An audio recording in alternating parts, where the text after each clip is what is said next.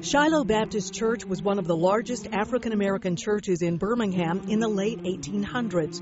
The impressive brick structure stood where the UAB Medical Center now stands. On September 19, 1902, some 2,000 delegates of the National Baptist Convention gathered at the church. This picture was taken just 6 hours before a tragedy that would change their lives. The featured speaker that evening was the renowned educator, Booker T. Washington. It's estimated as many as 4,000 people packed into the church to hear him, into a sanctuary that was meant to hold only 3,000. This is that sanctuary. You can imagine what it must have been like, packed with people up in the balconies. And this is the pulpit where Booker T. Washington spoke. As he finished, there was great applause. And up here at the altar, two men started scuffling over a chair. A lady up in the choir loft fussed at them and hushed them. She said, "Be quiet." And someone else, they think, might have seen the scuffling and shouted, "Fight." But all the people way back there in the back of the church, what they heard was someone shouting, "Fire!" So there was a rush to the main entrance.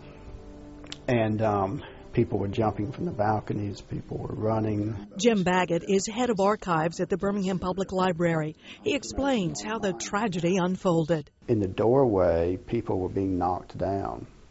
And as they were knocked down, other people would just run over them or be knocked on top of them.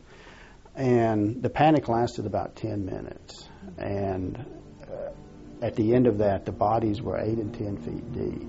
The fire department was the first on the scene and helped pull survivors and bodies from the mangled nightmare. The dead were laid on the churchyard for identification.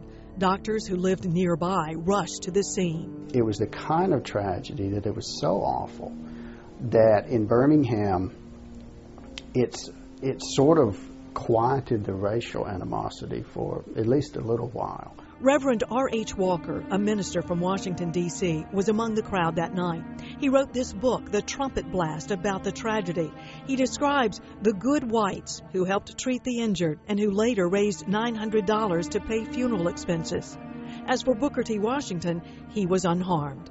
When the panic started, a woman from the choir came over and grabbed him around the waist, and she said, "Keep still."